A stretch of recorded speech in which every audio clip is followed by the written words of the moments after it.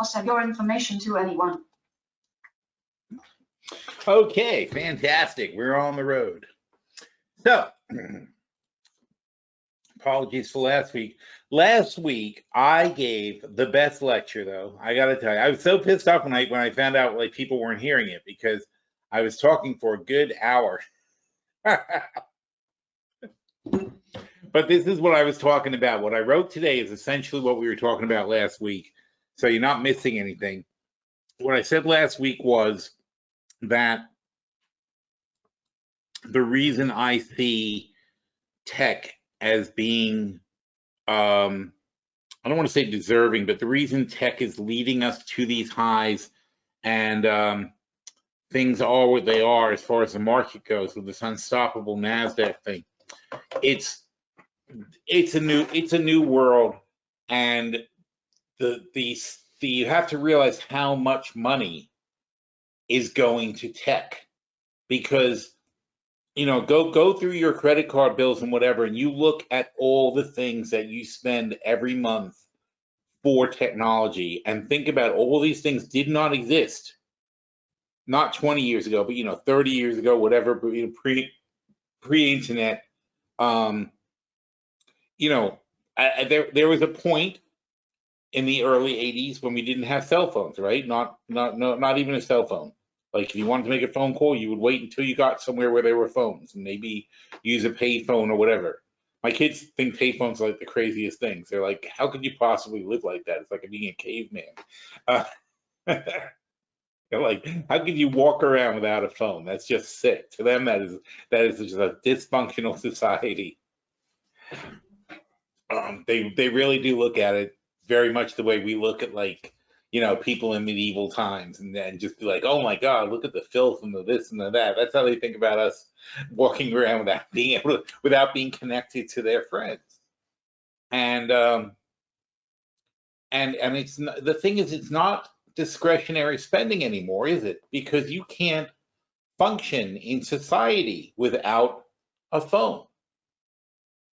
You are not there. You are not expected to say to somebody, how do I get in touch with you? And they say only by mail or only a home phone. You can't leave me messages. I don't do that. That you would think that person is crazy. And we're not like our kids, because those of you with kids my kids are 20, basically 19 and 21. That's crazy. So yeah, Jackie turned 19 in February, and Maddie will be 21 at the end of the month, on the 30th. Wow. That's crazy too. So they were born. Maddie was born in 2000. And it was the end of the dot-com boom, obviously, but it was also the time, by the time she was 5, Steve Jobs, Mr. Jobs, came down from on high and handed us the iPhone. And so by the time she was, 7, 8 years old, something like that, it was a thing in her school, that it was very, if you didn't have an iPhone, you were already being ostracized in her peer group. iPhone original date. Oops. 2007. Sorry, it's 2007. So yeah, in 2007 the iPhone came out, and by 2008, 2009, I was giving her. So she was around maybe 8, 9 years. They're around 9 years old, not 10 yet. I remember that because Jackie was 7, and we were saying she was definitely too young. But then, literally like a year later, she had an iPhone. So first I gave her mine, and then my wife gave Tina Jackie. I mean, my wife gave Jackie her phone as hers aged out and the new models came out. And back then, the first iPhone was like, we bought it, of course. That was so cool. I had to have it the minute it came out. But 2 years later, it was paid for, and I was ready to get a new one. And so I gave mine to Maddie. But I got mine, if that came out in June, I basically had mine in June. I had mine by July for sure. I couldn't not have an iPhone. And I know that both kids had they had iPods with touch iPods, and they had plenty of apps and texting on that anyway, so it wasn't like they didn't have communication. So essentially, from the time they were really young, they had communication devices. So they grew up.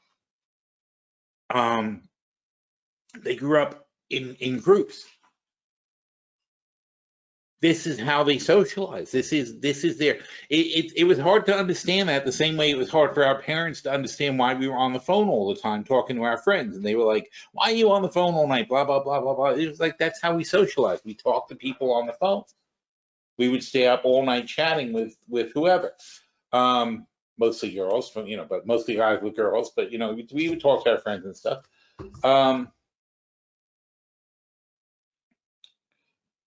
And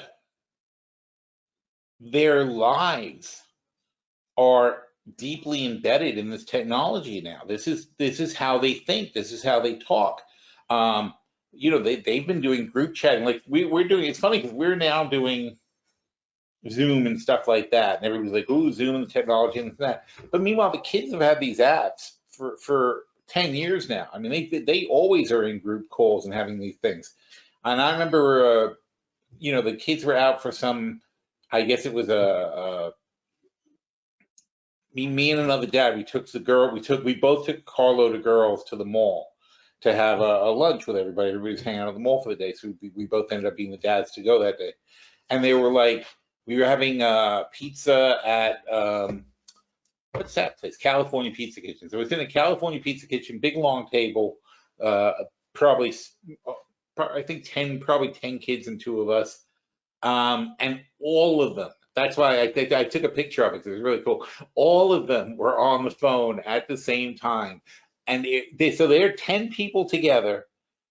They were talking, but mostly, they were talking, but they were furiously like texting and talking to people. So they were like, each one of them had 2 or 3 people on their phone, and they were at their own lunches connected. And I was thinking how cool it was. It's like there were like 100 people at this table, sharing this experience and talking about what was going on. And she said this and he said that, and the one on the phone said that, and this one says this to this one, and this one says hi to the person who's sitting over there. This person on that phone says hi to the person who's on the phone over there. It's crazy. But they had no trouble navigating it. They have no trouble working that way. And that's kind of where this disparity of remote work is too now, because these kids they don't think remote work is in any way dysfunctional. For them, that's how they do all their work, is like a remote work sort of system. But the point is, think about, you can't take a phone away from these kids. You may as well throw them in jail. This is how they live their life. They're always on the phone. They're always talking to their friends. It's devastating to cut these people off from phones. So therefore, the phone is now a necessity. Yet a phone is what, $50 a month at least? I don't think there's any way you can get away with a phone for less than $50 a month. With the plan and the payments. And so that's like an expense that's been thrown onto these kids and to anybody. It's mandatory. Then you have to say, well, okay, you got your phone, but what good is your phone if you don't have the internet and Wi-Fi or whatever? So now there's these other expenses that start piling up on top of that. And if you are the adult in the house, whatever, you need your cable, and you have to have your internet connection in the home, and you need the cable. You need your cable for the TV. You need to subscribe to channels and this and that. And all these things pile up on us. And then it's not just us now, it's businesses that have to have servers and computers and connections and clouds and so on and so forth, and subscribe to this, subscribe to that. Antivirus is a whole giant category in the world now. And plus we need our home computers. We can't just have the phones usually. it's a lot of stuff, and it's a lot of money, and it's a lot of money that was never used for this purpose before. That money had to come from other places. It used to be called, technology used to be called discretionary spending, but it's no longer discretionary spending. You can't live without it. More so, like I said, the kids, you know, starting basically with my kids' generation, whatever you call them, Generation Z or whatever they are. But millennial, are they millennials? I don't even know what they are. But starting with whatever the hell they are, you know, kids born after 2000, I guess that would be millennials, right? They really can't live without this stuff, because this is how society works now. You know, and it's the same way that 1,000 years ago, probably it was starting to be where you couldn't function in society without reading and writing, right? Once communication became written instead of oral, you had to read. Therefore, you had to get an education to learn how to read. You couldn't get by just talking to people anymore. You had to learn your letters. There was a point in human history where this happened to us, right? Where you had to learn to read.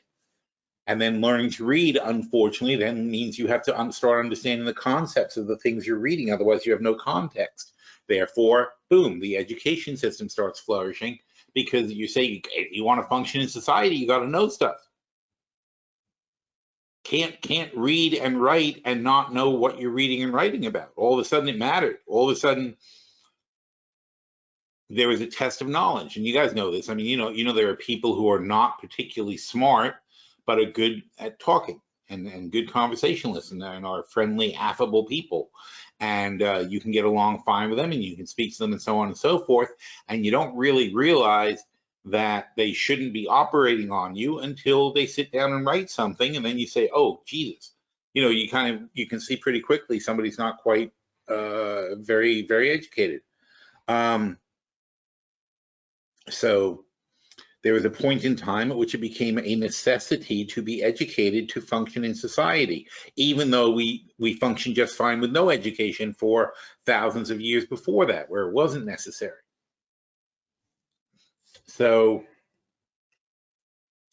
things change, and now we have a different kind of necessity. Now the necessity of society is that society is very much online. Your work is now online. Thank God these kids are educated this way, because look at the future of workforce, right? Look how easily they adapted to having the workplace taken away. And for my kids, college has been taken away. My kids had no school. Neither one of them went to actual physical classes this year. They both did everything remotely. They did an entire year of school without ever going to a classroom. And and both schools charge the same full amount of money for it, but that's where we are. So the point is, though, that all these kids were able to instantly adapt to a new learning paradigm, because they all are completely tech savvy. They all understand how to use it. They all communicate electronically. They are enabled for the modern world, and that makes them adaptable, and so on and so forth. I mean, imagine if your father, before computers, was suddenly told, okay, you have to do everything online now. They would have that would have been a disaster, right? For your parents. You know, if you suddenly gave them a computer, no instructions, and said, here, get to it, that would have been really bad. As anybody who tried to hook up your parents' AOL account back in the day remembers. But the thing is that what's the cost of all this? And the cost of all this is a lot. It's a staggering amount. It is a good 10% of your discretion, of your income, basically not your discretionary income. 10% of your income is going towards technology. And like I said, go through your credit card statements, go through your spending and what you're putting money into, your computers, your subscriptions, your software, your internet connections, and all the stuff that makes all these things work. it adds up to an incredible amount of money. It doesn't seem like it, but subscription here, subscription there, subscription there, and a few purchases here and there, and some app stuff and whatever, and all of a sudden it's some major money. And then I was also talking about how now money isn't money anymore, because now money's gone digital. And you don't think of a credit card as being digital money, but it's been going digital for many, many years. I remember when I got my first ATM card was Citibank. Back when I was very young, I must have been, I'm gonna have to say I was like 13 or something like that. I got my first ATM card, and it was, I think Citibank was the only bank that had it up around New York. So I opened an account at Citibank because I was a young kid. I'm like, oh, that's cool. I want that. I want to be able to. Especially because I was a waiter. That's how I was making my money. So I was a waiter, and it was very annoying that I would come home at night with a pocket full of money, and my hours were such that I didn't have a good chance to go to the bank because I had school and I would work. And for me, I would go past the bank and couldn't do anything about it. Then all of a sudden they make a way that you can now bank whenever you want to. So that was huge.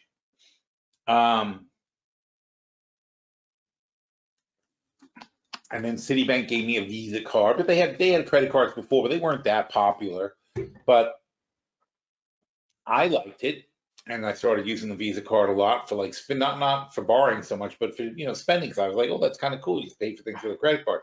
But the problem is for the merchants, there's fees on that, and so the money is being funneled to these companies who don't do anything. It's just a fee for substituting money. But there's no logical reason to do this. We had checks. we had ways to do these things. And you could say to some extent the checks were a pain in the ass, and that had to be dealt with by the business. And so they're paying some amount of money not to have to deal with checks. But it doesn't really offset. I mean, now it's like just a general thing that is built, businesses are built around that, but everything is 1% more expensive because they have to pay 1% to a bank who doesn't enhance the transaction, it doesn't help the consumer, it doesn't help the merchant, it just helps the bank. The bank facilitates the transaction between the merchant and the consumer, but you could have just handed the money. And in fact, when was it? This weekend, I went to a food court thing. Like there was a food court thing downtown, and I went there to get something, and I'm about to pay. I'm just buying like a $10 thing, so I give the guy like $10, and he's like, "Oh, we don't take cash," and I'm like, "What?" They're like, we don't accept cash. They have no cash register. You cannot do a cash transaction anymore. And it's so crazy. It's like, because we haven't dealt with the concept of identity theft. Oh, and now we have the ransomware things. Now that's going on all over the place all the time, where people's computer systems are being held ransom by effectively internet pirates who take over your systems and hold it hostage. So we haven't dealt with the security issues yet, and we're forcing everybody to use their electronics to buy everything. And oh my God, and the amount of times that I have to put my information in makes me choke. We just booked a dinner in Key West because I was worried about whether or not it would be available when we get there. So we booked a sushi cruise, very nice. You take a cruise in Key West, and you go out and have they have sushi catered and all this stuff and other foods, and you just sort of like float off into the sunset, where sunset's over the Gulf of Mexico there. So we're gonna do that in a couple of weeks. But to do that, I had to give Barefoot Cruises $200, to pay for the dinner, and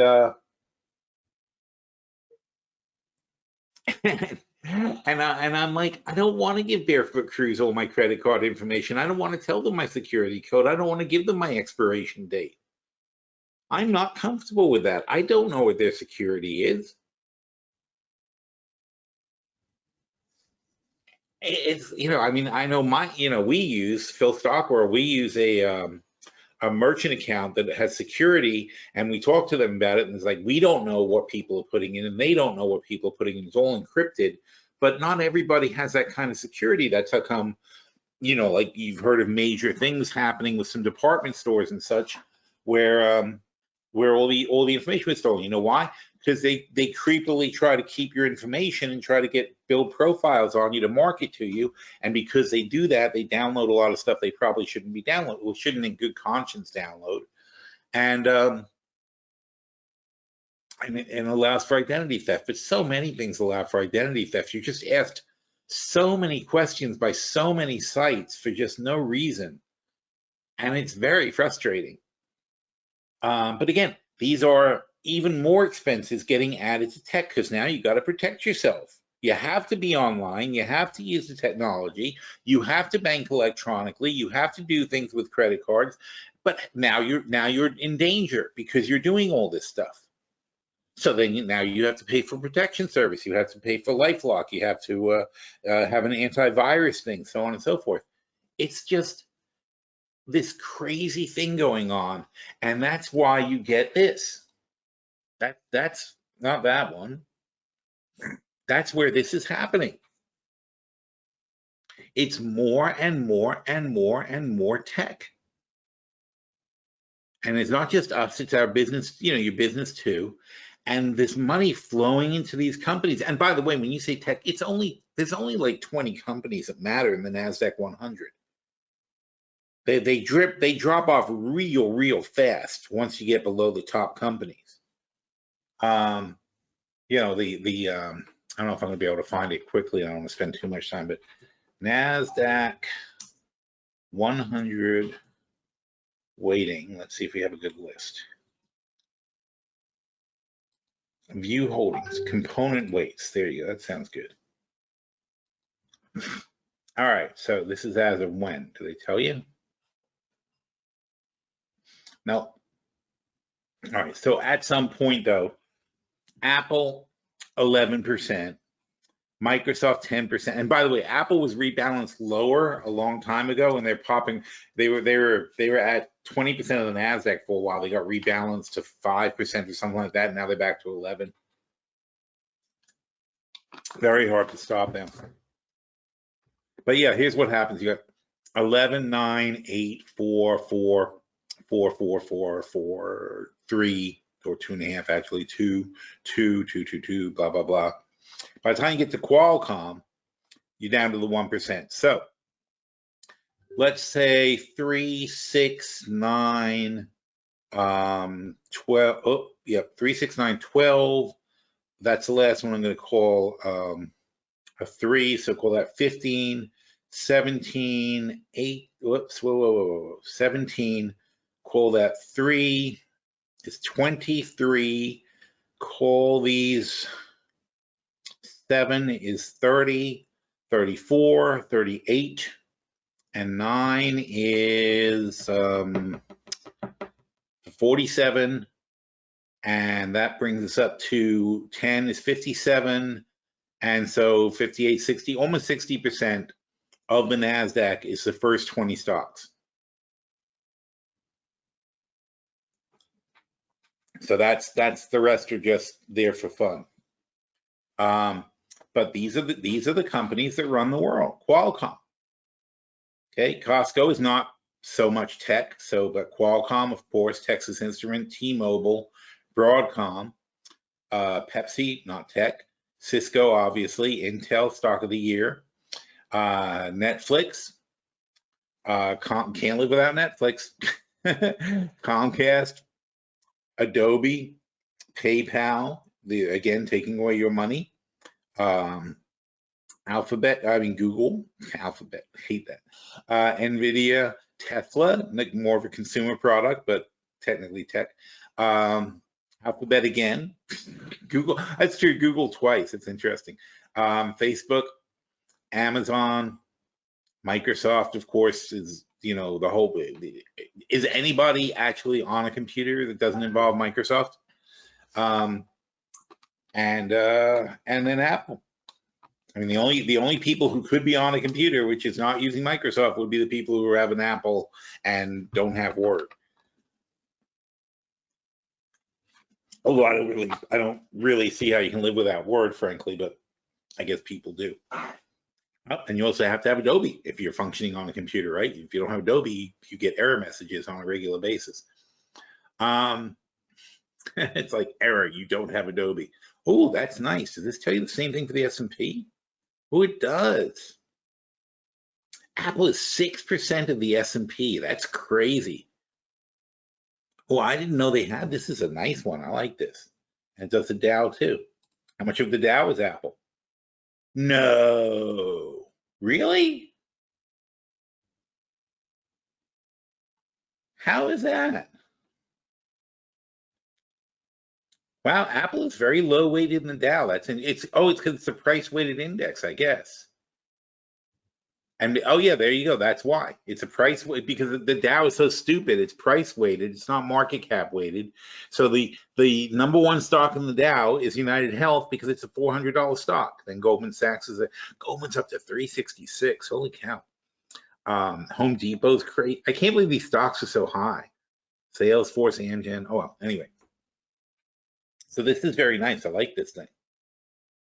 The historical return. What a very, very nice thing. Slickcharts.com. Okay, I'm going to add this, add the bookmark to other bookmarks. Fine. Okay, cool. I like it. This is good stuff. Questions. What does that mean? Oh, that's us. That's how I thought this was there on their site. All right. Anyway, the point I was making, I forgot. Let's get back to the Nasdaq. Oh yes, point I was making. Yeah, you can see these are the companies you pay money to. You have a monthly bill from Apple for your phone. You have a monthly bill from Microsoft for your software. You have a monthly bill from Amazon for Amazon Prime. Plus, you pay them on a regular basis. What do you pay them for? Do they make anything? They do. I mean, they make Kindles and crap, I guess, but do they really make anything? No. They are just an intermediary, just like a credit card company, standing between you and the merchant, because they have somehow trained you not to shop locally, not to go down the street to get something, not even to go to your own frickin' supermarket, but to use the internet, go on Amazon and have them send it to you for no particular reason. It's just crazy. Because we used to do these things. You know what? You don't have time to do these things anymore. You know why you don't have time to do them? Because you're busy playing with the freaking internet.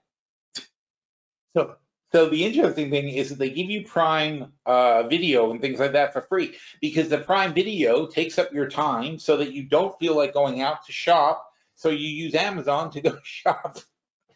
So you can sit at home watching Prime Video. I mean, it's a whole, it's a whole plot basically to alter your habits. Facebook, still kind of free, although they're making a fortune from your data. So what Facebook does, you see, it's a funny thing. A lot of these companies do it, obviously, but they take your data. Your data is very valuable, yet it is stolen from us and used all over the place.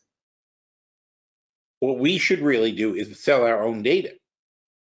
Someone wants to know everything about me, I should sell that because it's valuable to them. Remind me to talk about the school thing. This is my way to solve this whole tech thing can be fixed. So Google, again, also a data thief. Basically, they take your personal data and sell it to everybody on Earth, and this is where all their money comes from, selling your data. Tesla is actually giving you a product that you want. That's a whole different concept, although a big scam, but besides that. NVIDIA, well, we're all using NVIDIA or something to view everything, so we need it in our TV sets, we need it in our computers and our phones and our pads. NVIDIA's everywhere. Google, again, PayPal, obviously money thing. Adobe is, again, inside the computer and used. Comcast is the cable. Again, something is spending for entertainment that we used to get for free. Netflix, entertainment we used to get for free. Intel, obviously, that's what makes everything work. Cisco, that's how we're all connected to everything that does work. Pepsi, stuff we actually use.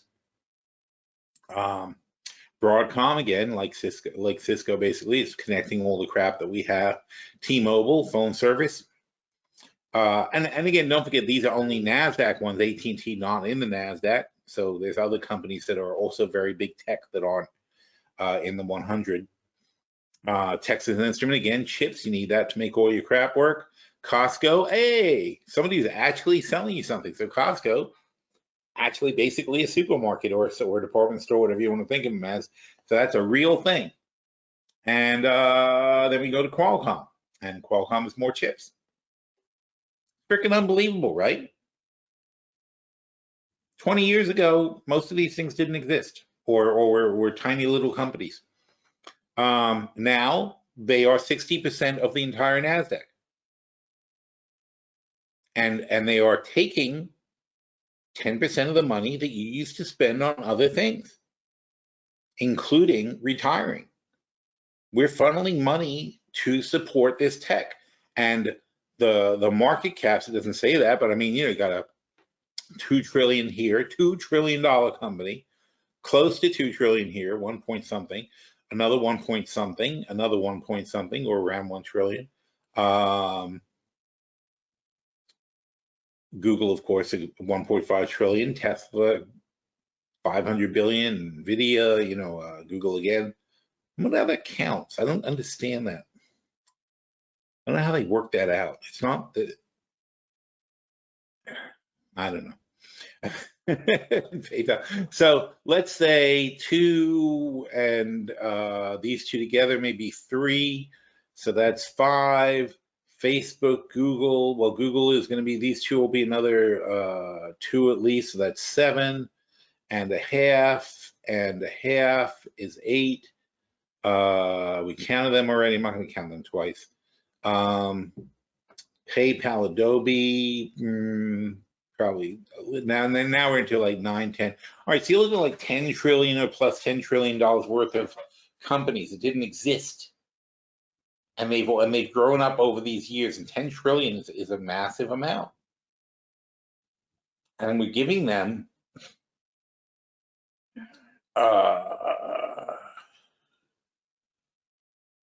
I'd say we're giving them probably 1.5 trillion or so in revenues, $2 trillion in revenue, so 10% of our GDP. Yeah, that makes sense. So a good 10% of our GDP goes to these companies. But it's not a replacement. See, that's the thing. When you, like AT&T wasn't a replacement. Electricity wasn't a replacement. It was taking something that you had, or taking money you had for other things and went away. So when electricity came around in 1900, and when cars came around 1900, before 1900, what happened? Before 1900, you would build a house, mostly yourself. There weren't home builders particularly. You would build a house at some point, or people would help you build a house, or somebody would be a builder and build a house. If you're Amish, the whole town would build your house. But you would basically build a house, and you would pretty much live there. That was most people's lives were like that, and you would live there until you died. Basically, you would build this house and stay in the house. Or if you move somewhere, you would move somewhere, get some land, and build another house. But that was up to you. And you would get the wood, the lumber, and so on and so forth, and you would pay for it, and you would keep it, and no one was going to take it away from you. That was it. And you didn't have utility bills. You didn't have any, you would get the basic furniture that goes in your house, and you would keep that for 20 or 30 years too. And when you died, your kids would take it and use it and put it in their houses, because you didn't want to build something unless you had to, or you didn't want to make new stuff or make new pans or whatever. So all this happened in the last 120 years, pretty much. And my grandfather, he was born in 1903. And he used to tell me the best stories about, like, what life was like just in, I just love the concept of like just being there at the time and just, things come out, and again, it wasn't, it's hard to figure out the time, I'm not sure the time frame, but there was a point in his life where he saw a radio for the first time he saw a movie, the first time he saw a talking movie, the first time that he had electric lights in his house. All this happened when he was a kid. Like, it was just boom, boom, boom, boom, all that technology changing things in your life. But what happened? In other words, so to have these things that became necessities, you have to start you're now working for these companies your whole life. You work to get the stuff. You're no longer working to pay the farmer for your food. And once in a while you would get a book. And once in a while you would go see a play or go see a show or whatever. That was it. Those were all your expenses. You know why? There wasn't anything else to spend money on, was there? Didn't matter how rich you were. Most people lived day to day, and they would buy kerosene and they would put it in their lamps and they would read at night and they would have a fireplace, and there was no electricity company, and one of our guys in the members called me, said I was being a Luddite. I said, I'm not a Luddite. It's just, you have to think about economically. I don't hate the fact that we have technology. I'm not going back to colonial times. I'm not into that. The technology is great, but you got to realize that you have to now, the paradigm shifted and you have to work for all these things. So now we have to constantly work just to pay for the basics of society, because now the basics are, you need a car payment. Now homes are, that was a really neat trick, by the way. The way homes are suddenly a thing that you're never done paying for. You might pay off the mortgage, but now the taxes are an additional burden that you carry with you your whole life, and they never stop. And now in your home, you need gas, electricity, heat, and these are all things you want. You don't want to not have them, but just think about all the money that you're paying to have these things, to keep the home going. And this is why we have these problems with retirement and so on and so forth, because these expenses never stop. No matter how old you get. My mom was going over her cable bill and being like, oh, this is really expensive and that's really expensive and so on and so forth. She's like, but I don't want to get rid of this and I don't want to get rid of that and I don't want to get rid of that. And I was like, well, then keep them. I'm like, don't worry about it, just keep them. But she's just was kind of disgusted by how much she's paying, because she was born in 1940 and this is all new to her too. They didn't have a TV in her house when she was a little girl. I mean, hell, she lived in England. They were bombing her house when she was a little girl. If they really were worried about sitting around TV, they had a radio. They love their radio. So we are feeding all this money to tech, and it's coming from money that we used to spend on other things, money that we used to be able to save. And you have to be concerned about, and medicine's another thing though, by the way. So we spend, obviously, in the United States, a couple of $1 trillion. Another 10% of our GDP goes to healthcare. We didn't used to spend 10% of our GDP on healthcare, but then you could argue that we only used to live to be, maybe 65 years old tops. That if you live to be 65, that was a good long life. And now we live to be 85. Look, my mom's 80. She's in great shape. Not everybody her age is in great shape, but most of her friends are functional. She has a pretty good group of friends who are in their late 70s, early 80s, and they do a lot of stuff. And that's a problem too, if you think about it, though, because you think of the cost of people living another 20 years, and you don't get to really cut back on your expenses. There's still so much things. You still need to eat, of course. But for the most part, you still need your car, you still need healthcare, you still need cable TV, you still need a computer, you still need your internet. And that's why these guys all pretty much went to a rental model, right? They don't want you to make a one-time purchase. They don't want you to get by with an old computer and such. They want money from you constantly. And this is where we're having this retirement crisis, because people have not been able to save their money. And it's definitely society, in society, it's becoming a problem. So these guys are getting rich at the expense of everybody else. We're all feeding this beast, but it's a very successful model, and it's driving them up to insane highs. How are we doing today? Ooh, a little pullback. Got it to 14,880. But we have to keep feeding. We're going to continue to feed this beast. They're overpriced. Doesn't have anything to do with what they're worth, what the value is, so on and so forth.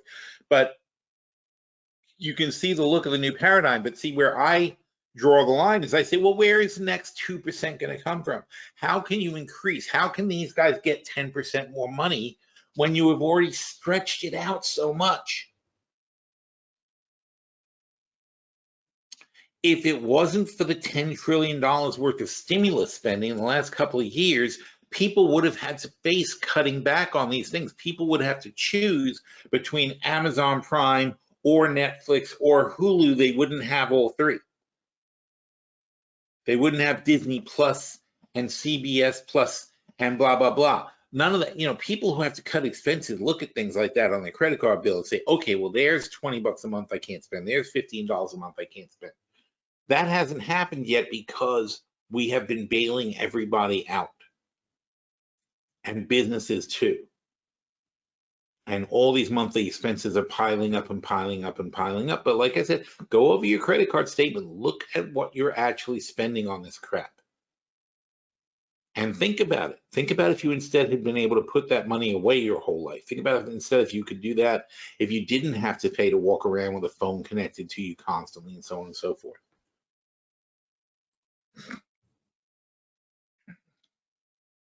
So, so I was totaling up what I did, and I said we're probably about $640 a month of the things that came to the top of my head here, of the basic stuff that we have to connect. So family of four, $640 a month on electronic crap. And that's just my home stuff. Then we've got business Wi-Fi and whatever, but just the home stuff. $640 a month. That's $7,000 a year. That's 10% of an average family's, or 15%, because I think the average household is 50,000. So, the average household, $50,000 of total income, they get taxed on that. This is after tax money you got to spend. You got to look at it that way too.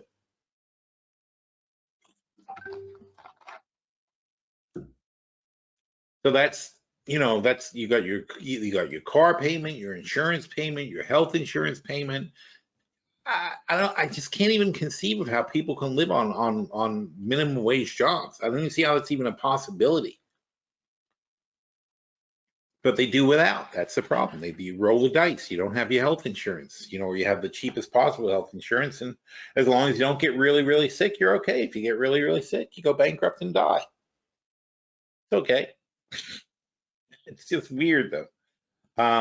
Their mothers don't get the extra 20 years to live in a good lifestyle. They can't do that. And that's why it's a problem though. And now we have such an aging population. It's becoming a bigger problem every day. And every country is facing it, and you can see the strain that's coming. And China is becoming concerned that these tech companies have more power than their government. And that's why they're cracking down.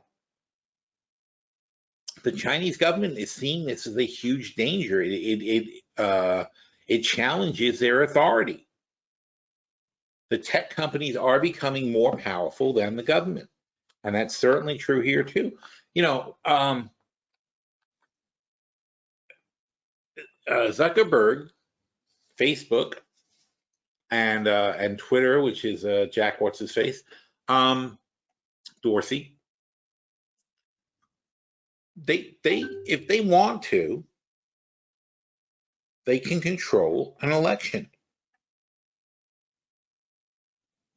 There's a million different ways that they can spread stories or let things happen or change public opinion or flow things too. And so, all you have to do in Twitter or Facebook is adjust the parameters so that you get more, you'll get 2-to-1 negative on a candidate instead of positive. So that when there's a little rumor put out by somebody irrelevant, they weight it higher than they should weight it, and all of a sudden it gets up to you, it goes to you very quickly, and you hear these rumors. And after a while, you hear it from so many people you trust because it comes from their feeds that you say, oh, this must be true. I heard it over and over and over again. The Republicans are fantastic at playing this game. So the tech companies, poor tech companies, I got to tell you, because I mean, I would hate to have that job right now. They're trying to be fair, but of course, everybody says they're being unfair because everybody wants them to favor them. So that, and they don't want to see any favoritism to somebody else. So when Donald Trump dominates the conversation, the Democrats scream foul. And the Republicans say, oh, it's not even enough, or they see criticism of Donald Trump. They say, where did this come from? It's not on my feed. How come other people see criticism of Donald Trump? It's not on your feed because the way the algorithms work is you tend to get, your views tend to get reinforced in like an echo chamber on these sites.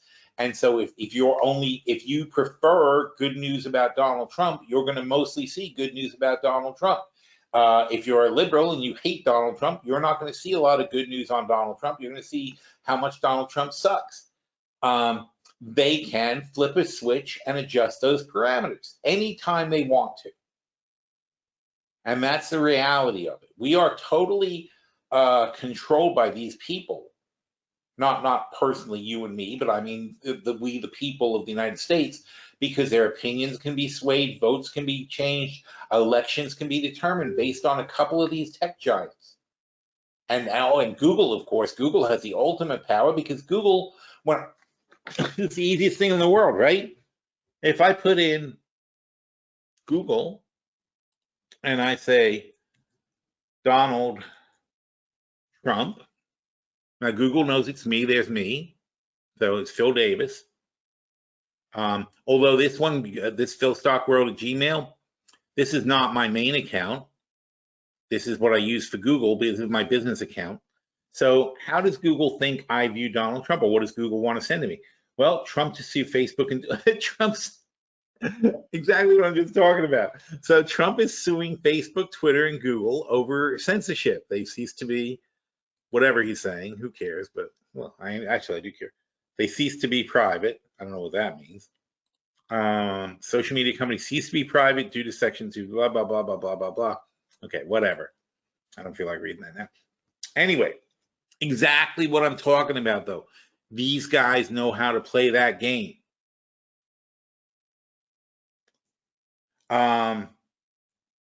So when I Google Trump, I get that news, which I think is probably legitimate news. It says John Kelly, Trump told John Kelly, Hitler did a lot of good things. Well, we know he's a Hitler fan. You know that. I mean, it's a real fact. That's true. But I don't know.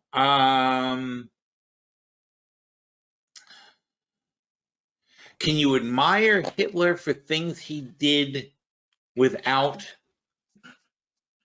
agreeing with Hitler, without liking Hitler? Can I think Stalin was really good at, whatever? I mean, you have to say Hitler was a great speaker.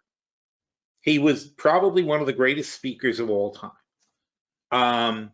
It's a fact. He was about the greatest speaker that ever lived. He was incredibly persuasive. He hammered points home. He used every psychological trick in the book, either on purpose because he studied it, or he naturally was able to do it. But whatever the thing is, he was an incredible public speaker. I clearly don't like Hitler, but I can still say he was a great speaker. So I don't think that I wouldn't be as idiotic as to say Hitler did a lot of good things, but I could understand that can happen, that somebody can say that without being a Hitler fan. But Trump is a serious Hitler fan, though. He, before he was elected, it was a known fact, and it wasn't like a fake thing. He kept a copy of Hitler's speeches by his desk. He admired Hitler, his speaking and his tone, and this is how Trump does politics, the same way Hitler did politics. And it doesn't make Trump, it's insensitive, I would say, more so than anything else. But, you know, but his problem is he doesn't clarify. He doesn't say, I hated the actions of the man. I just, you know, you just admire the way he did it or whatever. I don't know. See, it's hard. It's such a quagmire. It's hard to say what you can and can't say. So anyway, so Trump's responses to charges against his company, different stuff here. So anyway, the point is, this is kind of balanced. I think it's balanced anyway. I don't know, maybe some conservatives are watching this going, oh my God, Phil, where do you hear this bullshit? I mean, I know that if I say something negative about Donald Trump, like if I forward this to somebody, this is on Fox, first of all. If I forward something here, this one, Trump's cult of animosity shows no sign of letting up. Okay, if I forwarded that to somebody conservative, most of the time I get the response, oh, the New York Times, what do you expect? You know, it doesn't matter how correct the article is or how well researched or what kind of point it makes. They come back and say, oh, you read it in the Times? Give me a break. You know, it's like, what the hell is that? But the point is, Google can easily show or not show any of these results with a teeny little change to an algorithm somewhere, and all of a sudden I get more negative news on Trump. All of a sudden I get more positive news on Trump, whatever they want to do. And not to mention that, but the supporting links and the ads that I see and so on and so forth, it's all completely under their control. And we all know the first page that comes up in search is critical. That's most likely where you're going to end up going. Has a tremendous amount of control, and even more so on your phone. And Apple too, when you say, hey Siri, whatever Siri tells you is very valuable to whoever is being told for. That's why it's kind of insidious, because if I say, you know, pizza, okay? See, this Delivery Dudes is my local delivery, you know, like a delivery service, which is now bought by that Waiter guys. The Waiter guys bought them. So Delivery Dudes, there's two things going on here. First of all, this is an ad, right? So Delivery Dudes punches up first. Mellow Mushroom is a pizza delivery place with Delivery Dudes. That's a pizzeria near me. Food, sushi, Mexican food. I can't even imagine what they're talking about, Mexican. But anyway, so Delivery Dudes has paid for an ad, but I'm sure Mellow Mushroom has paid them, because I just put in pizza. I didn't put in Mellow Mushroom pizza. Now here, Papa John's has paid to have Papa John's put up. Domino's has paid to have Domino's put up. And realize that this means Delivery Dudes paid more than either one of these guys for their thing. Or possibly because they're local, they got some kind of precedence. I get my map with the pizza places. Now, I will tell you that there are much better pizza places around me. Dada doesn't have pizza. El Camino is Mexican. Domino's is far. Well, I live around here. Domino's, Anthony's is here. Pizza Rustica, there's way better pizza. There's Elizabeth's over here. Up here, I guess. It says Elizabeth up here has phenomenal pizza. Sazio is right there. They have phenomenal pizza. Why am I being showed these guys? Because they paid Google, not because they have better pizza. The hell's the whole point of the internet? Did you guys imagine when you were told that all the information in the world would be at your fingertips and so on and so forth, that it would be this instead, that you're going to get ads for Domino's and Pizza Hut when you say I like pizza? Again, Pizza Hut, Domino's, TripAdvisor always comes up when you talk about food, because they seem to have this thing. They always say the 10 best in wherever you live, like that. Anthony's is the local one. Best pizza spots in Delray Beach, according to Delivery Dudes. So they all have to have contracts with Delivery Dudes to be featured. Imagine if you were just a regular little pizza place. Yeah, here you go. Windy City Pizza. That's an actual pizza place. They're not bad, actually. this is the first local place legitimately showing up in Google. And we're like down at the bottom of the first page. Now Grubhub is getting in on it. Something called Pizza Ofia. I don't know what that is. What the hell is that? Is that new? All right, I'll check that out later. Anyway, always got to check out the new places. Meanwhile, no pizza in Florida is good. So that's beside the point. The bread, the problem with any baked good in Florida is there's too much moisture in the atmosphere, and so nothing comes out, everything comes out like a little bit, it's not flaky. The crust is never flaky, and it's kind of annoying. It's like everything to do with bread is unpleasant, basically. if you're a New Yorker and used to this stuff, and I never understand why people don't complain more about that. The other weird thing about Florida is Chinese food. There's like no good Chinese food anywhere. It's ridiculous. But pizza is very annoying. So anyway, but the point is, this is how they control the information, though. They tell you what there is in the world. I don't know, I'm not being told about Sazio, which is actually the best pizza in my neighborhood is Sazio. Nobody's saying that. Elizabeth's is the second best pizza in the area. Nobody's saying that. And not just me. I mean, seriously, people know this. Why wouldn't it be in Google? Why don't they even get mentioned? Why is it not on their map?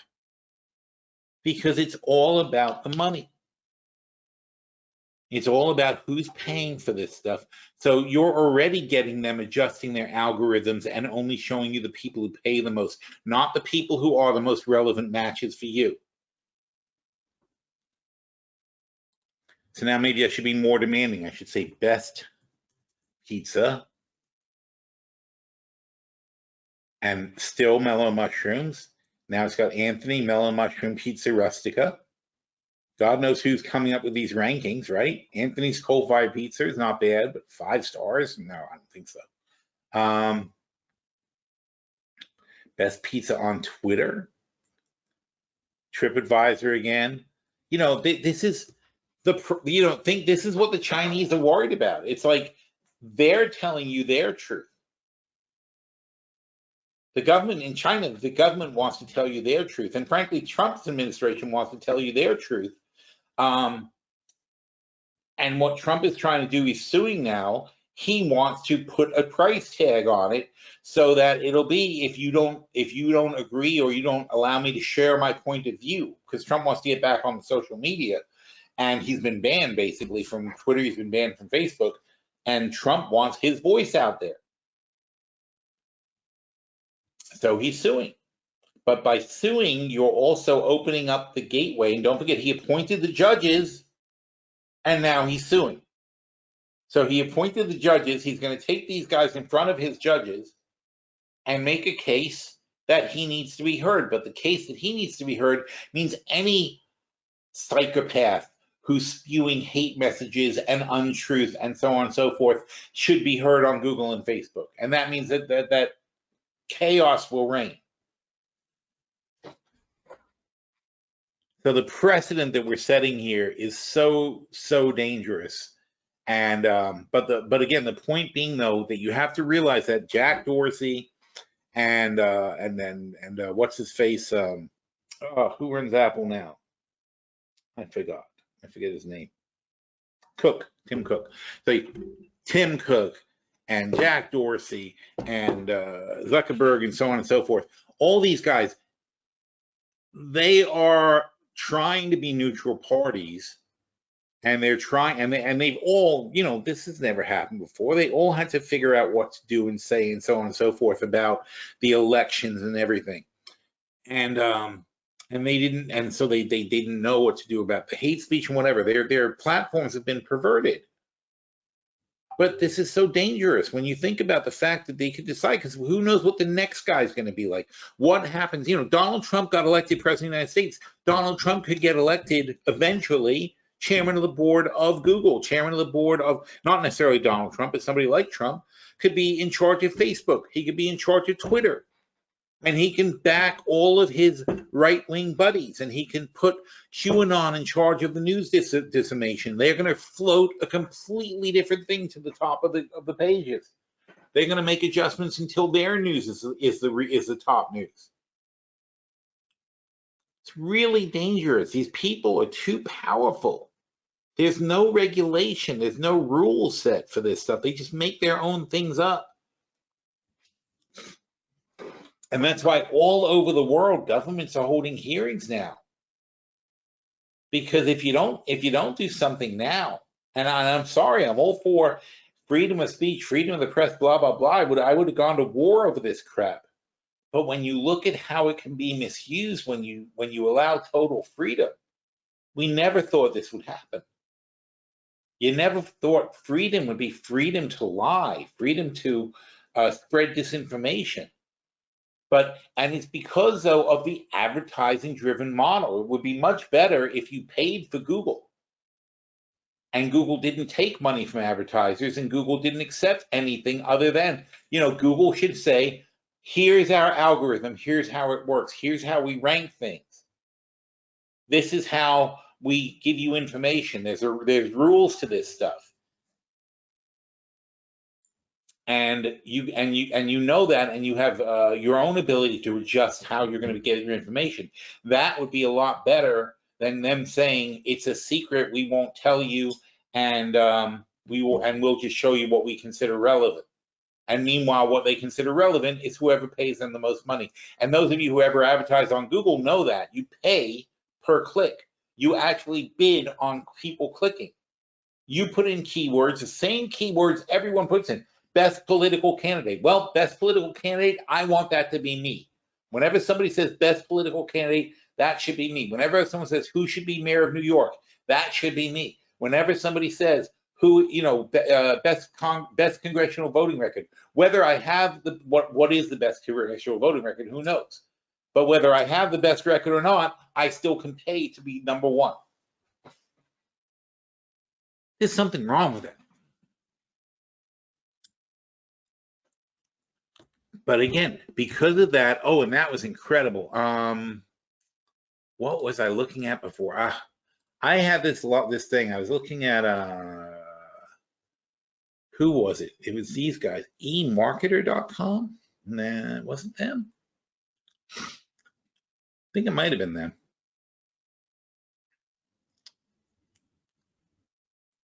But anyway, the rise in this is digital. I'm sorry, this is it. This is digital ad spending. Billions of dollars, digital ad spending, $8 billion, $10 billion, $11.5 billion, $15 billion. What recession? Look at this thing go. Because that's how you advertise now. And if you aren't in it, you're out. You've got to do it. And if you don't advertise, if you are a pizza place and you don't pay Google, you don't exist. As crazy as that is, you could be the best. You could be doing the greatest product. You can have the best prices. You can do anything you want, but it doesn't matter if you don't pay. Because that's not what Google does. That's not what any of these guys do. Nobody's out there actually promoting you if you don't pay. And that includes, and then even when you get to the subtext of it, even when you get to like Yelp or when you get to these guys, they still put their advertised people first. If I'm in Yelp and I put best restaurant in Delray Beach, I get 3 or 4 ads first for restaurants that have not even close to best, not even a chance that they should be ranked there. But they paid to be called the best restaurant in Delray Beach. It's a messed up system. It really is. But all this, that fact is what's causing this. The world starts and ends with technology now. It's more important. You can survive without anything but the tech. You can have no car and function in society, right? You can have no house and function in society. You cannot travel. You can do without traveling, function in society. We all proved that the last year, right? In fact, what happened the last year? You weren't allowed out. You couldn't do anything. You couldn't go anywhere, but you sure as shit used your phone and your computer. That's the thing you can't, that and food, you really can't live without. But imagine if you didn't have the phone. Imagine what last year would have been like if we didn't have freaking internet, if we weren't online and able to chat with each other and do all the things that we did with the internet, including ordering our food. How the hell would we have gotten our food? Oh my God, think about that. Well, how, it's crazy. I mean, I guess we would have just worn our masks and learned how to wash our hands properly and gone about our daily business. But holy cow, it's incredible when you think about it. So that's what I was writing about today, and it shows you, like, you understand where this is coming from, but it doesn't mean it's not overvalued. It just means that this is why it seems like it's never going to stop. But the problem is when you get to the point where 10% of the GDP is going into this sector, it tends to be, it's not likely that we're going to be able to take the money away from the other things. How are we going to take the money away from utilities? How are we going to take the money away from transportation? How are we going to take the money away from housing? How are we going to take the money away from education? There's a certain point at which you can't sustain this kind of growth, because you've now used up all the available capital. And here's a good illustration of that. Open a new tab, maybe it'll be bigger. There you go. Credit card. We're not much more credit card in debt than we were, but auto loans have gone crazy. Auto loans went from 7.75, I would say, to, where are we? Yeah, I mean, we're pretty close to 1.5. So auto loans have like doubled since the last crisis. Credit card debt's about the same. Auto loans, though, have gone up substantially. Whatever other is, has been about the same. The other huge increase is student loans. Student loans have gone completely insane. They were this much, which is less than 1.5, and now they are 2.5. 66% increase in student loans. That is batshit crazy. This is all the debt that people have, and most of it is a 66% increase in student loans. Student loans and auto loans, two things that you can't live without. You have to have college, you have to have a car, and they can squeeze you and add here. So these guys need more money. The internet needs more money. Tech has taken more money. Medicine has taken more money. Healthcare can't live without that. All these things that you can't live without are able to take money and add to it. But that means that any increase in disposable income or any increase in earnings that you've had in the past 10 years have just gone to these places. They're never static. And this was unsustainable in 2008. How do we imagine that this is sustainable? This is only sustainable because the government's been throwing money at us. That's what's keeping us afloat. There should have been a correction. There never was. Things never got cheaper. This debt's never been forgiven. It just gets worse and worse because the government lowered rates and lowered rates and lowered rates to let people borrow more and more and more money. So you have substantially more debt, but the interest on that debt is low enough where the payments are roughly the same. So the impact hasn't been felt yet. But when those rates go up, the impact will be catastrophic. And the same thing on the car loans. You're getting the car loans with really crazy low financing, 1% financing, and they're extending the financing for like 7 years and things like that. So you're borrowing this money, but it's payment-wise not much worse than it was, or or maybe the same as it was. You can still get most cars for like $300 a month. They were $300 a month in 2008. They're $300 a month now. Cheap cars, I mean. And that's kind of the magic number for these things. So if you can get a car for $300 a month and your insurance is $100 a month or something like that, that's the price of a car. Hasn't really changed much. The difference is that you are paying more for the car. It's just that they're being stretched out more and paying less interest. But what happens when the banks are no longer willing to give you a 7-year loan because they clearly see inflation is climbing at a faster rate?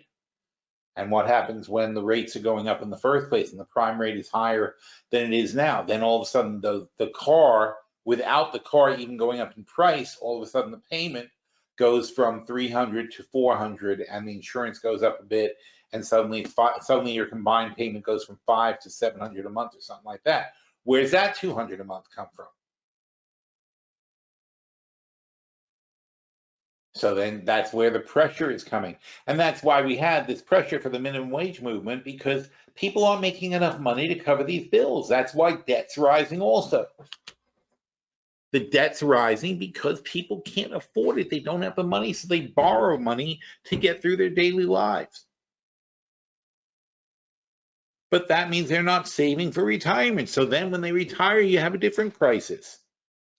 I know before the virus, 2 years ago, we were talking about the fact that the average American only had $40,000 saved for retirement. That's obviously inadequate. So what happens when that goes to zero? What happens when you stop working, you're doomed, and the only thing you have to rely on is, what is Social Security, $2,500 a month, something like that? So the only thing you have to rely on is $2,500 a month Social Security. And with that, you've got to live your entire life out. And you're still getting those bills.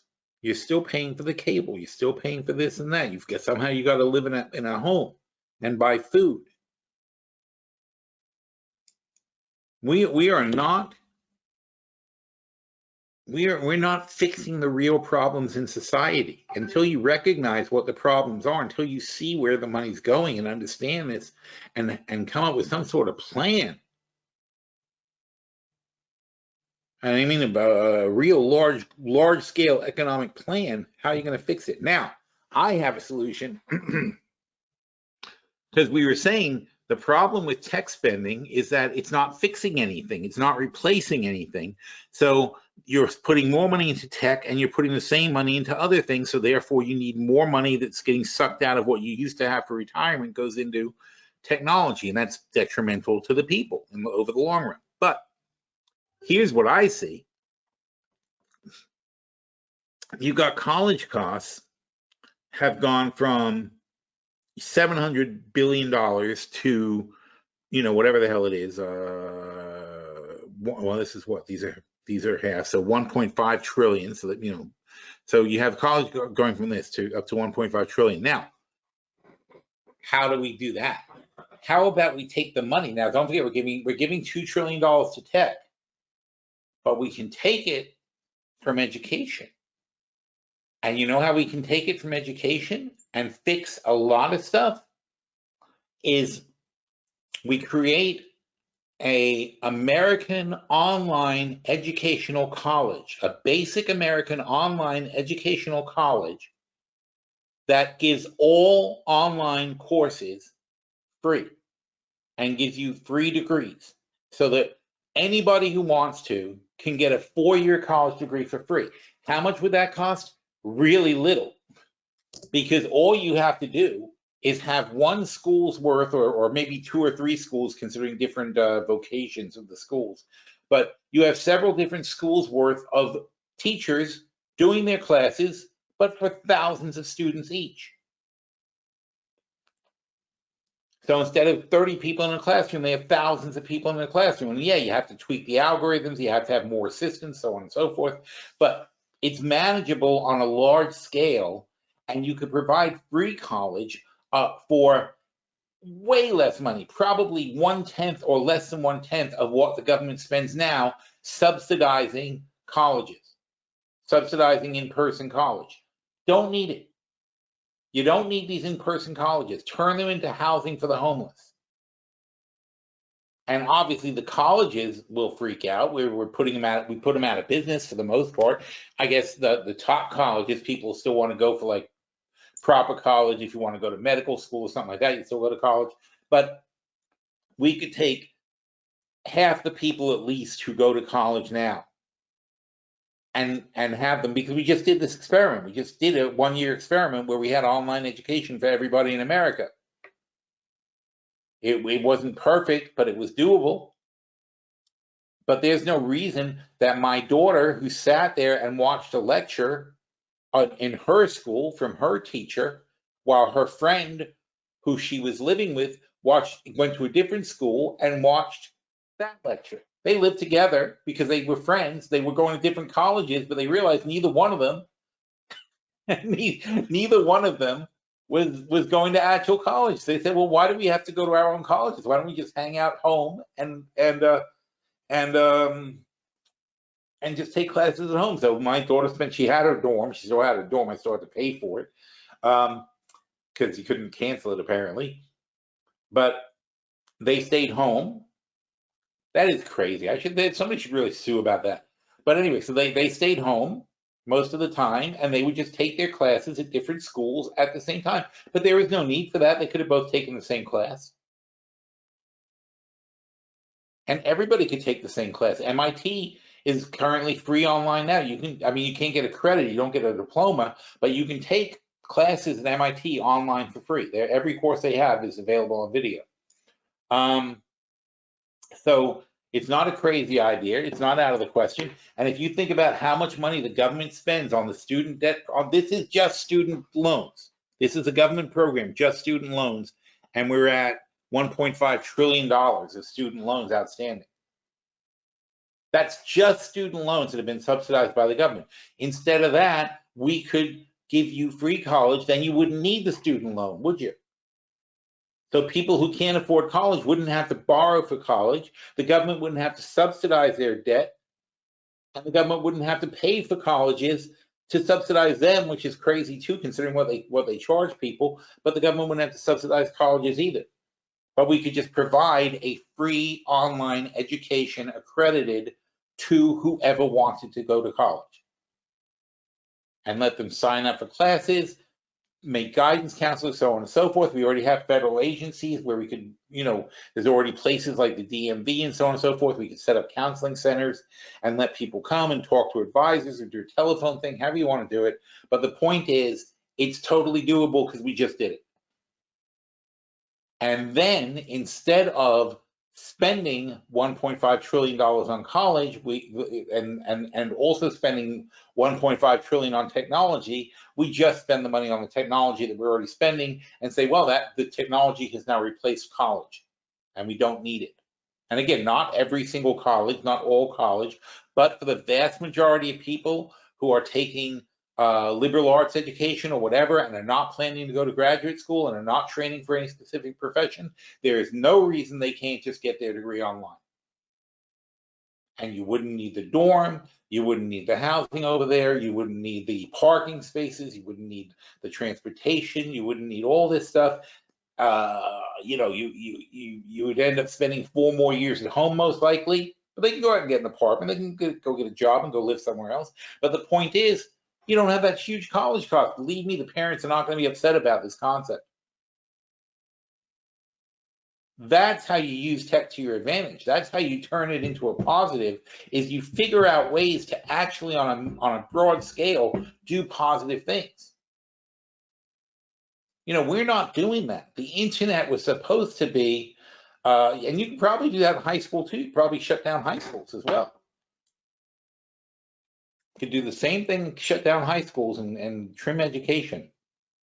You don't want to, we have to figure out at what point it makes sense. There are certain, college kids are already self-driving. When you go to college, you're responsible for your own action. It's not like high school. So it's up to you when you're in college to show up to your classes and do stuff. And if you fail, you fail. If you pass, you pass. But it's up to you very much individually. not so much obviously for high school kids who are being effectively forced to go to school. Would the online system work? Well, we just had every student in the country pretty much did online learning this year. The question is, if that was permanent and that's what people got used to, would it still work as well? I don't see why not, though. And I know a lot of high school kids who really like what happened this year because they basically only had to go, the school got compressed, right? They didn't have lunch. They didn't have gym. You know, they didn't have any other programs. So they would basically just, you know, the school would start at, you know, whatever time it started, and they would all be done very early. I think most of the kids were like done by lunch. I think it was like basically a 4-hour day of straight education. And that was it. But so they had more free time and more time to do other stuff, and they generally enjoyed the whole thing. I'm sure there's downsides. I'm sure certain things are not as effective and so on and so on. And it would need to be studied. But to do that and to spend the money on a national scale to say, let's rethink education. We just saw a radical experiment in education and saw what can be done with technology. Why don't we use that to our advantage for a change and say, hey, we spend X trillion dollars on education every single year, or hundreds of billions of dollars in education. Why don't we stop doing that? Why don't we put it online, turn it electronic, and create a system where people learn? That's how you can change the whole thing here. That's how you can adjust what people are doing. Instead of just everything being an add-on to what you've done before, how about now start looking back at the things you have done? Goes to the same thing for transportation. Remote working is obviously going to change. It's going to save a lot of people from having to have cars. It's going to save a lot of people from gas and so on and so forth, because we can now work remotely. We've seen that that also functions for a certain percentage of people. Not everybody has to go to an office. And by breaking that thinking, we can then start making some constructive changes. So we've got the technology. Now let's use it to change society and to say that we can do things differently these days. It's interesting. I mean, there's, you know, so it's not all bad and it's not all one way. So I'm not advocating get rid of the technology. I'm advocating let's use the technology to get rid of costs and things that we don't need to do anymore. We have to start thinking about, is this necessary? I would say medicine is another one also. I think that a large amount of medical care can be handled remotely. You go to your doctor, you know, and people are very inefficient systems, right? People in waiting rooms and so on and so forth. And you go to all these doctors and they charge a fortune and they cost a fortune. The medical system is drained. And meanwhile, much of these things could be dealt with online. If you had online doctors and you just clicked on a thing and an available doctor spoke to you and they had your medical records in front of them and you could say to them, oh, I got this and this problem.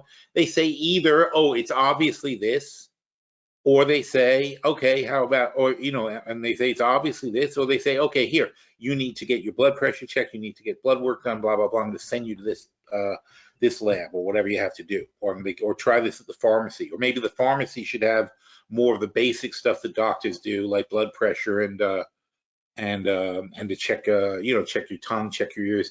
They should have that service so that they would just, your doctor would just direct you to go to the pharmacy if they felt you need to be looked at, or they would just say, okay, you got a cough, everybody's got a cough, try this. You know, 10-second phone call, go straight to the pharmacy, don't go to the doctor's office, no point in going. Why don't we use technology to make healthcare better and to lower the cost of the government instead of making it more expensive, instead of adding it to the cost? So there's ways to do this. And that means, you know, when you summarize all that, you say, oh, wow, that's a lot of stuff. It's like, okay, so the technology is here to stay. It's not going anywhere. But the other cost, it's got to, at this point, you're at the point where you're stretching everyone's budget to the limit. You have to now start eating into the other things. So it's more of a premise to say we're probably going to be, over the longer term, using less transportation. We're probably over the longer term going to be using less education. We're probably over the longer term going to use less medicine. We've got to bring these medical costs. We've got to bring these medical costs down anyway. They're out of control. but that bodes well for tech over the long term. We will come to rely on it more and more as a way to get things done. Anybody have any questions? Oh, the Fed minutes. Ah, who cares? What happened? Was there a reaction? Not really. But we can look. Let's take a look what the Fed minutes are.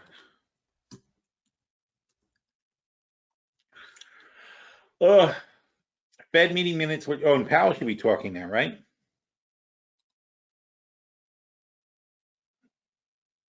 Oh, this is from early. Handful of economic reports, blah, blah, blah, blah, blah. See, again, go to Google. What do? We go to Google. We look for the Fed minutes. We have posted the minutes of the Fed meeting held, blah, blah, blah. Thank you, Fed. Participants noted that an adjustment to the Federal Reserve's administered rates would help keep the federal funds rate within the target range. Federally administered June rating, giving a glimpse, blah, blah, blah.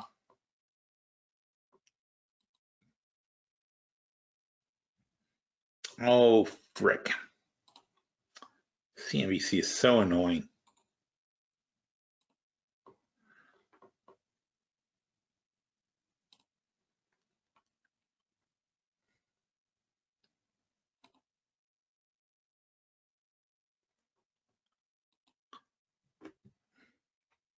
Okay. The federal, I mean, the reason I didn't care about the Fed minutes is because nothing's happening. Provided only a few new glimpses into talks about the central bank. When when will they reduce the bond payments? Some members indicated the recovery was faster than expected. Case of the Fed's policy. However, prevailing mindset was there should be no rush, and they must be well prepared for any shift. Most members agreed, according to the minutes, that the economy had yet to meet substantial further progress. Benchmarks the Fed have set out for significant shifts in policy. See, the thing is, this is what you have to understand. The market is not the economy. The market is crazy high, but the economy itself is still weak. And this is what the Feds are looking at. The Fed looks at the economy. They don't look at the market. And they're still concerned that this economy, if you let it alone now, still couldn't stand on its own feet. The fact that we're valuing it as if it's a championship fighter doesn't mean it can even stand up.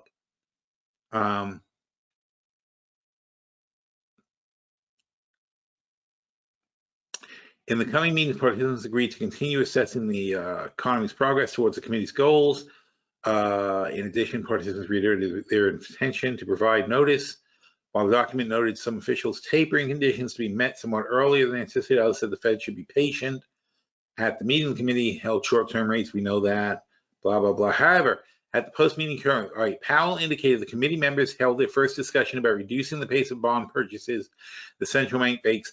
As things stand now, the Fed is buying $80 billion worth of treasuries and $40 billion worth of securities every month, $120 billion a month, $1.4 trillion a year the Fed is spending to prop up treasuries and mortgages. 1.4 trillion a year, 7% of our GDP. The Fed is spending 7% of our GDP propping things up on the mortgages and treasury notes.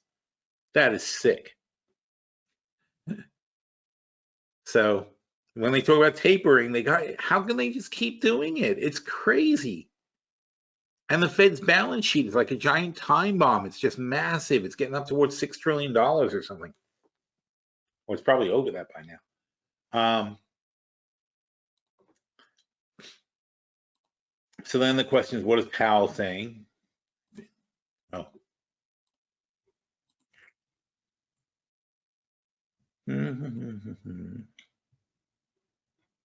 No, who the Wall Street Journal has to say about this. That's not today, is it? Bitcoin falls as much as 30%. Oh, the Haitian president was assassinated. You guys hear that? So they talked about how to pull back on stimulus. Treasury yields extend a steep decline. Oh dear. What's that look like? Well, what?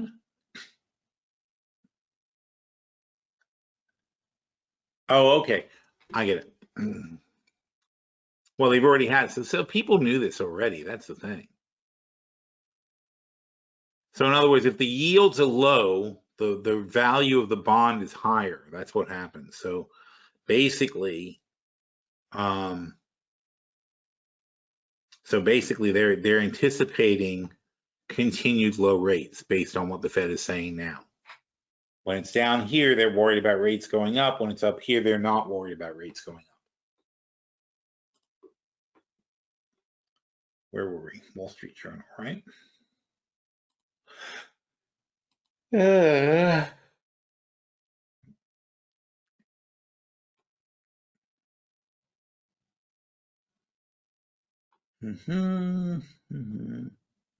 not much going on otherwise. What else is up in the futures? How's the energy doing? Wow. Holy shit, 73 didn't even hold. We got out yesterday at 73, but holy crap. That was a nice short, right? What was that, Tuesday? So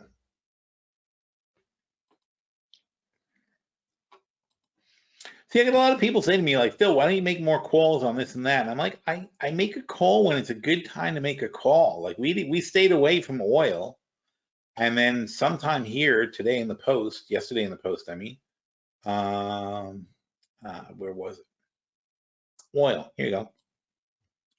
So oil topped out at 77 early this morning, and now we can short it, but it's already down to 76 on CL. But below that line with tight stops above is fun, as we should calm down to 75 this week or next, and that would be good for $1,000 a contract. But longer term, there should be a slump between the holidays that takes us to 70, and that's worth playing for. So the point was to short at 76, and we're looking for 75 this week and 70 in the longer term. And what we got instead was this crazy shit. Way to go. It's easier on the futures.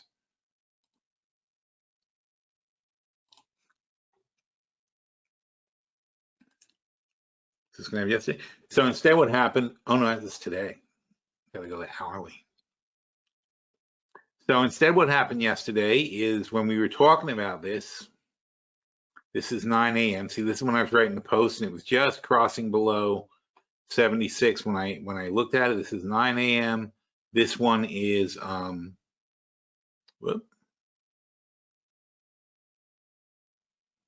that's 10 a.m. the second candle over here. So, you know, just when it was crossing 76, I was writing about it, and it popped back up a little bit, and then it started plummeting completely. And then when we tested 73, I said to people, I said, look, that's enough. I said, come on, it's like, just take the money and run at this point. I didn't, you know, I honestly didn't even pay any attention to it today as far as bouncing to 75 or whatever. Of course, that was the likely rejection, but so it has, as you can see, it goes down like this. So you go down from 77 effectively to 73 is $4, right? So if it's a $4 drop, how much is a weak bounce? A weak bounce is going to be 80 cents. 20% of the drop. A strong bounce is $1.60. So a strong bounce would be 74.60 right here. That's your strong bounce line. So we had a strong bounce line, and when the strong bounce fails, that's when you get back into it. And then boom, all the way back down again. So now we're air bouncing, but now we're talking about a drop from, I would call it 76, and you're dropping to 70 is our goal. And that's a $6 drop, so that means that you've got a 120 bounce from 70, so 71.20 is going to be a weak bounce, and 72.40 is a strong bounce. So the next leg down would be 72.40 going down to 70. Now, we didn't expect it to happen this quickly, but we can tell you what's going to happen because that's how these bounce lines work. So could have made this play, but I wasn't, you know, again, I was like, I'm sorry, you make this much money. It was $3,000 per contract. That's plenty. Why mess around? It's like, that's over. Done with the trade. Happy. Don't need to chase it. Don't need to play anything else. That was just an amazing stroke of luck that we hit that exactly right. And gasoline too. Holy crap! Look at gasoline. Fell from 230 to 218 in the end. That is crazy money also.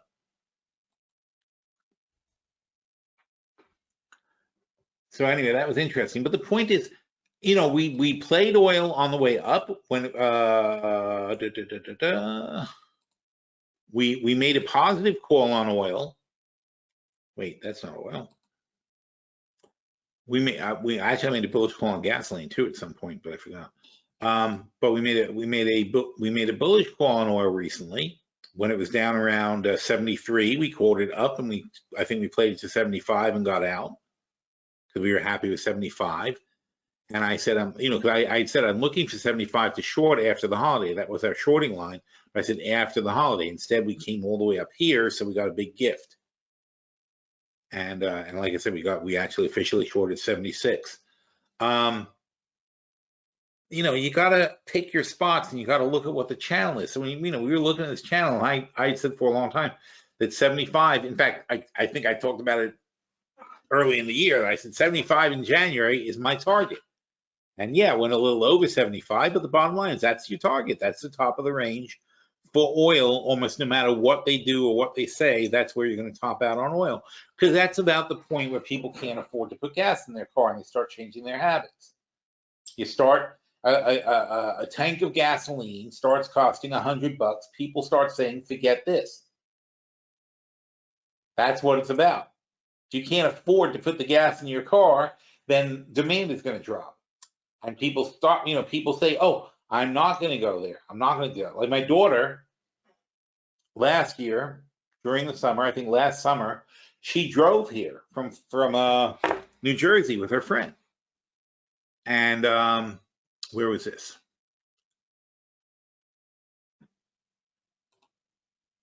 You know, my daughter's not you know, she's not a cheapskate or anything like that. And she does DoorDash, you know, and so she makes her own money.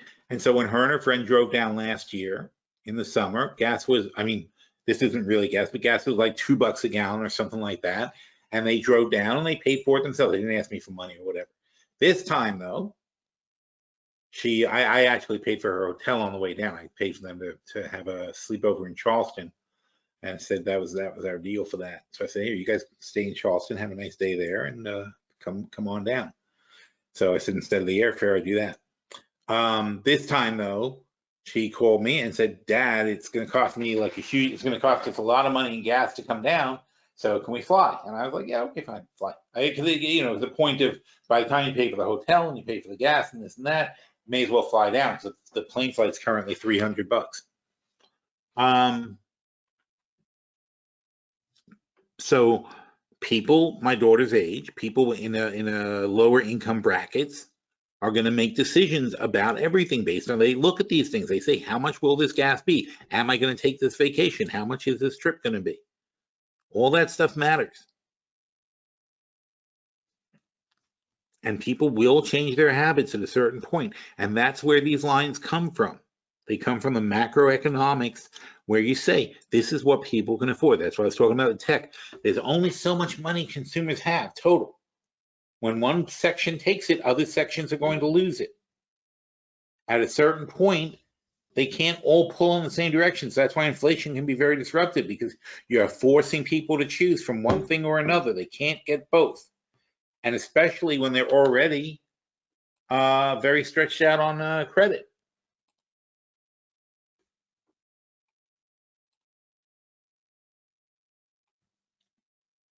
They're already, this is how much in debt they were in 2008 when the market collapsed because of the housing crisis.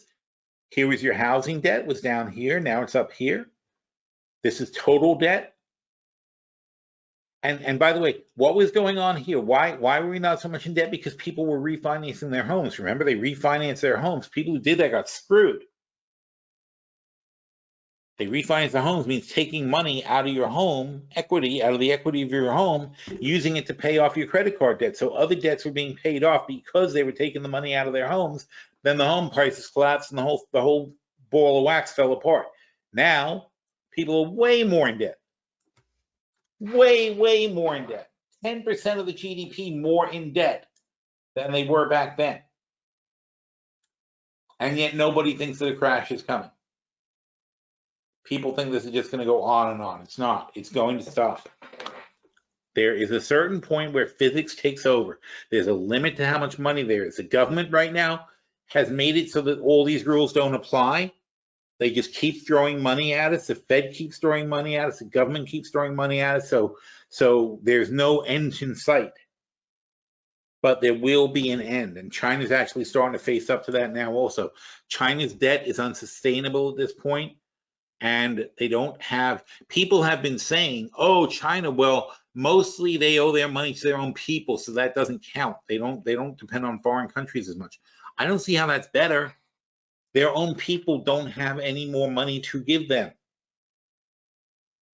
That means now China has to find other places to borrow more money, therefore, and it's embarrassing for them, so they're trying to cut back their spending. They're trying to stop. Because they don't want, their people don't have more money to give them. That's the easy way out, right? It's like borrowing from your uncle. Their people don't have more money to give them. And now they've got a problem because they have not generated the expansion of wealth and prosperity they expected to have in the last few years because of the virus, a big hit and everything. They spent a lot more than they thought. They did the same, they did the same stimulus and austerity that we did for shutting things down. And now they're trying to make up for it, and they can't, and they're struggling. And things are starting to become a problem for them. So this is not going that well for China. They are having problems, and we will see how that progresses.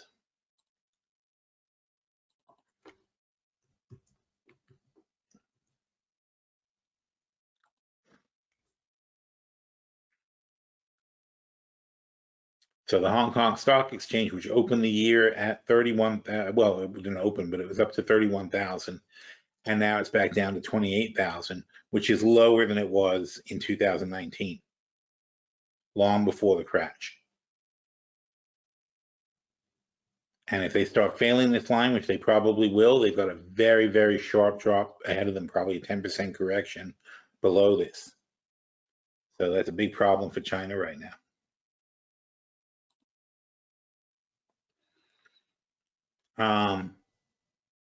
Steve says, I had a Zoom dermatologist appointment for a suspicious mole.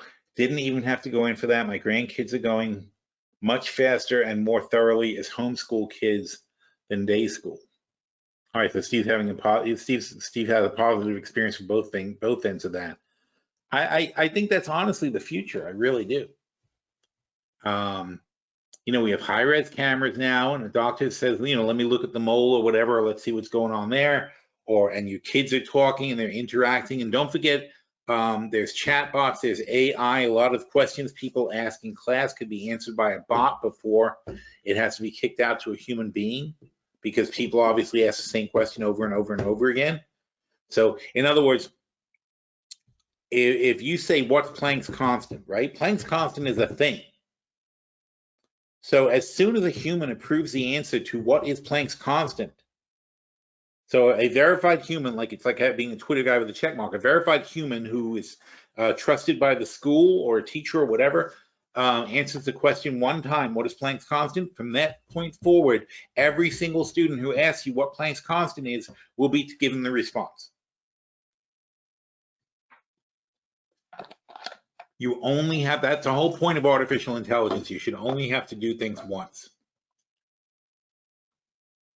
And by the way, the biggest thing holding back artificial intelligence is that we don't do it right because of weird things that we have about privacy and so on and so forth. Because the way Siri was supposed to work originally was the way kind of Amazon's doing this with their thing. It's supposed to listen to everything everyone is saying all the time, and it's supposed to learn how to answer a question. So in other words, when Siri tells you something and you're pleased with the response, it should then tell everybody else who asked the same thing the same response. It should learn what people expect when it says something. When it hears a question, it should be able to answer it. But the problem is, due to privacy concerns, it doesn't really share your data. And in order to really teach AI to be its best, you should share the data the AI should know every question that was asked by every person everywhere and know what every answer was, and then start learning which ones were the better answers. Like remember that Jeopardy, the Jeopardy robot IBM had like percentages. It would give 3 answers, and each one was ranked by a percentage. And if it felt that it was like 80% certain, it would hit the button and answer the question. But if it wasn't 80% certain, it would not bother. That was the AI strategy for doing it. It had answers. It said, when you ask a question that may be interpreted in different ways, which a lot of Jeopardy questions are, the computer has to think about what the most likely correct answer is. You could have 3 different correct answers. So in other words, where is Springfield? Well, Springfield's in Missouri, and Springfield's in this place, and Springfield's in that place. A lot of Springfields. So when they say, where is Springfield? It's not sure. It has a lot of Springfields. But then if you say, where is Abe Lincoln from? Or where was Abe Lincoln born? And the answer for Jeopardy would be, where is Springfield? It would know that it was Springfield, Illinois. So this is how the AI learns, because it learns in the context of discussing Lincoln, and it says he was born in Springfield, and someone says, where is Springfield? It's not going to tell you Springfield is a town in Missouri. It's going to say Springfield, but you're talking about Lincoln, therefore, boom. And this is 2 things. This is how, and my daughter's working on, Stevens, she's at Stevens Institute, and she's doing computer stuff in AI. And we talked about this because it's, I told her the problem with speech recognition programs is they don't do what people do. Because what you do when you listen to somebody is sometimes people say things, they don't make sense, or you don't understand what they said, but then they keep talking and it becomes clear what they said, not what they're saying, but what they said seconds ago. Right? So if I say, oh, that woman really pisses me off and I can't stand the way she was running this country, the way she was running this country when she was married to the president and blah, blah, blah, and what she was doing. And so now I'm thinking, okay, now it's a first lady. So now I'm starting to understand the context. I might have missed what you said as far as like who the person was, but I'm starting to understand what you're referring to. And also if people mumble something and so on and so forth, you get it in context. Or if people say, if people are talking about something, but you realize it's a TV show they're talking about, suddenly it starts making sense what they're saying. And then the word that you didn't understand, you now know what it is based on the fact that they were talking about it. So like if somebody says if somebody says a sentence like and I think for my money, the best weapon you could have is Escobar. And you think they said Escobar, which is a whitefish that you have in sushi. So you think Escobar, but then they're talking, and then you realize that they were talking about weapons, and they're talking about medieval times, and then you say, oh, Excalibur, that's what he meant, Excalibur. And so you might not have heard it, or you might have heard it wrong, or the person might have mumbled, and again, this is very valid for speech recognition, but then when you put it into context, you suddenly become very clear about what they said. They said, I think the best sword is Excalibur. And he might not have even said the word sword, but in your mind, you put the word sword in there because he said Excalibur. You know Excalibur is a sword. You know all about it. But you know that only after he keeps talking. And that's my point. And that's why I told Jackie that I think that what you need to do is you need to have a loop back, basically a time loop set up in speech recognition systems that analyzes what you said, but then also takes the context, builds the context, and then reanalyzes what it said afterwards to make sure it got it right, because you can fix the transcription of something and you can also fix the responses to something by not analyzing each word on the fly, which is what speech recognitions do now. They analyze each word on the fly, construct a sentence on that, but don't put it into context. And it would be way better if you had a contextual filter, but that would require effectively for the computer time travel, because it has to basically take the sentence, go back, take the next sentence, and now use the next sentence to verify the previous sentence in the context of both sentences. But I don't see why limitation-wise computing power is not there to do that. So Anyway, how we get on that topic? I forgot. I forgot how we got there, but it's interesting stuff. Anyway, so in context though of the Fed and of all this stuff, the bottom line is you can understand how tech spending's like that. You can understand how the Nasdaq is flying. In the long-term portfolio, we took a hit. We were at 287%. We're now at 280%. That's without the adjustments though, so who knows if the adjustments helped or not. In the short-term portfolio, I think we were at 20%. Now we're at 4%. So we've definitely lost money in this week because the Nasdaq went up much more than we thought, and our long-term positions aren't necessarily benefiting from what's happening. So this has not been a very positive week for us so far. We do have this China short though, and that should do very well if China starts popping down. We have these TQQ shorts, the SQQ shorts for the Nasdaq. And we're just going to have to see how things play out. This is not accurate though, because these are some of these we have to fix. We haven't updated these positions yet. They're still from where they were when we did the review. Wow, really got to get that done too, because next week is next week expiration week? Yeah, next week's expiration week. Wow, it's a lot of work. But anyway, on the whole, it doesn't look like the portfolios are doing very well this week. And that's partly because our primary short is the Nasdaq, and that's getting crushed. So we're probably going to have to roll those Nasdaq positions along. And of course, we don't mind them getting crushed when our long-term portfolio is doing well. If our long-term portfolio is not doing well, we probably have to add some more longs to compensate, or we may have to just sort of maybe pull back a little bit on the shorts. I don't want to do that though, because I really, really want to protect this money that we've gained. And like I said though, at a certain point, you just have to say, okay, you know what, we're not making money here. We have too much in play. That's what we did a couple of years ago.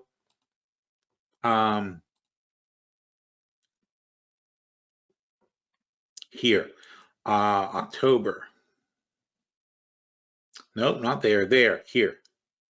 So in September of 2018, is that right? It's so hard to remember now. No, these portfolios aren't that old. So it was this September. No, it wasn't. It was November. That's why. Now I remember. So in November of 2019, because I was worried about the market going higher, we killed our portfolios. And they were at a similar place. We had about $2 million combined in our two portfolios. And we cashed them out. And we started two new portfolios in October. No, I'm sorry. We started two new portfolios in November.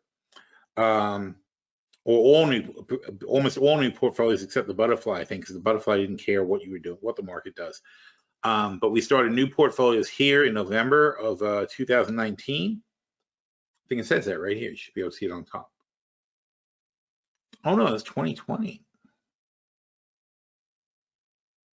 Wait a minute. Short-term, oh no, forget that's because the long-term portfolio. Get back to that. Yeah, October 2019. Thank you. Because the short-term portfolio, we did something in 2020 and redid it. So in 2019, back here, we reset our portfolios because I didn't think that this rally was sustainable. It did go up quite a bit. I was wrong for a while, but then we had a nice crash. And timing-wise, I didn't want to do anything until after the beginning of the year. And in January, we were very, very reticent to buy stock. And then we had this fantastic crash and we bought like crazy. That's why our portfolios are doing so well so fast, because we were pretty much all in cash when the market crashed. And we had a bunch of good short puts, and the short-term portfolio made a fortune on this crash. And we were able to use that and do very well on our bets as we bet on the bounce, because we thought the crash was overdone when it happened. So we were very happy about that. But now, and again, you start with 600,000 and you get to $2 million, you should be taking it off the table. It's a freaking triple. So, you know, now it's like, in some respects, it's kind of like 1998, when the market had a great year, but then 1999 was an even better year. So it's like, I don't want to not be invested if the market is going to go to the moon, if we're going to have one of those giant crazy spike ups and before it pops. But on the other hand, this could happen any minute. So you got to be well hedged. So I'm not going to give up the hedges. And if I'm not going to give up the hedges and I'm not making any money on the way up because the market's too toppy and we're not able to generate enough cash, then we kind of have to say to ourselves, okay, maybe we're better off starting from scratch with another $600,000, and then we can play that aggressively. That's exactly the decision we made here, and playing aggressively meant we put all our money on the table pretty much here and took this up to the top. So we have to consider that too. It's like we don't know for sure that it's going to keep going to this level. And like I said, I think you're kind of hitting a pressure point where there just is no more physically any more money to put into the market where we, other than the government stimulus. And because the government keeps putting in the stimulus, because the Fed isn't willing to tighten yet, there's still money flowing into the system. And as long as that's going on, we don't think there's going to be a big crash. I still want to have a hedge though. I can't keep doing this without having a net. I don't want to play without a net. So we have to lose money in the short-term portfolio. We have to have our hedges, and we have to figure out if we're going to make money in the long-term portfolio. But if we can't make enough in the long-term portfolio to cover what we're losing in the short-term portfolio, there's no point in staying invested. So that all has to be considered, and we're going to talk about that extensively next week when we do our reviews. All right, and that's going to bring us to the end of this webinar. Thank you everybody for listening, and I hope that the macro picture is a little bit more clear now, and next week we're going to get much more into the stock by stock sort of looking at things and figuring out what we can keep and what we should get rid of. All right, thanks a lot, guys. See you again next week. Take care.